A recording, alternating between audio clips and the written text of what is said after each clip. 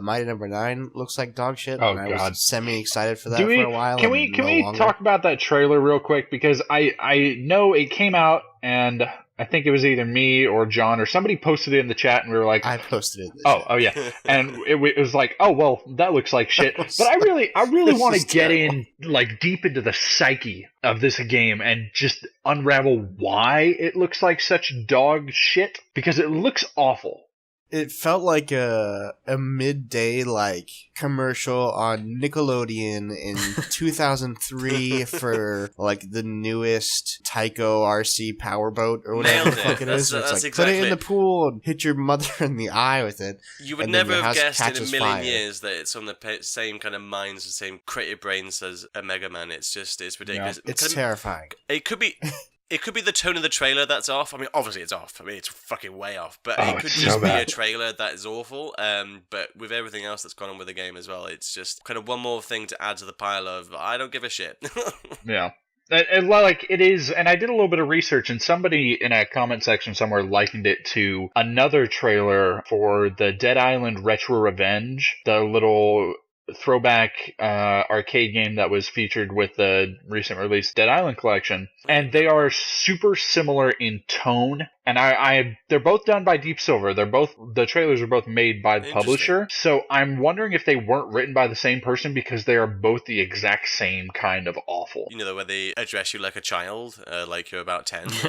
Well, yeah, and it's very just this fucking just pedantic, like, hey, you like being badass, here's this game that's so badass, it's gonna let you be a badass. And it's just like, it's very memey and very yeah, exactly, like, man, I don't want also, I think the game kind of looks ass, like graphically. It looks very dull. Very like there's a lot of grays, and the explosions, somebody pointed out, look like shitty Chuck E. Cheese pizza. It's a cafeteria pizza. Oh yeah, it's bad, and I'm just like, it makes me wonder aesthetically. Like, I think the design of the characters are fine or whatever, but it makes me wonder why they didn't go more cartoony with it. Like I look at, in particular, like the explosions of, I think two games that do it really good are Battleborn or Overwatch, which you look at them and they're these very like multi-frame, very animated explosions, and they fit within that world even though it's a 3D game. I'm wondering why they didn't do that here among... I have so many questions for the dev team. Just so many. I was going to say, it's probably because of all those network connection issues. They just had to downgrade all the graphics. Jesus they just were like, uh-oh, we gotta make sure these network connections work real good. We don't have space for how the game used to look whenever It's whenever one of those that weird ones where, again, the story behind the game being made is much more interesting than the actual game that we'll be playing. Like, I want to wait for some studio guy to be completely burnt out, and he's left the studio and he's got a bone to grind or a tooth to grind, some metaphor, and then he'll kind of give like an interview or something about what exactly happened behind the scenes, because it's such a weird thing. And like, to the thing about the style of the game, the graphical style, like, it looked pretty good when it was on the Kickstarter video. If you see those early videos, completely different, like the tone aesthetically, and now it's, yeah, like you said, Jordan, very, very bland, for sure. Yeah, because Jeremy and Nikhil and I think we all played it at E3 last year, and that's right, definitely, like, it looked really good, like, it ran really, like, back then when it was supposed to come out, that year? I mean, we were all pretty excited for it. But yeah, it looks like there have been some downgrades, and it just looks...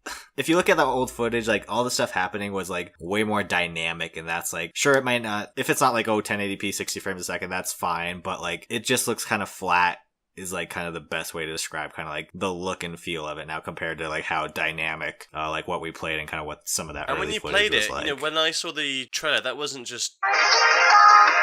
Oh, fucking hell. Again. Are you kidding me? Are you kidding me? I apologize for that. Alright, we're ending the show, we're starting over. Every episode that Jordan's on, I expect this to be a thing.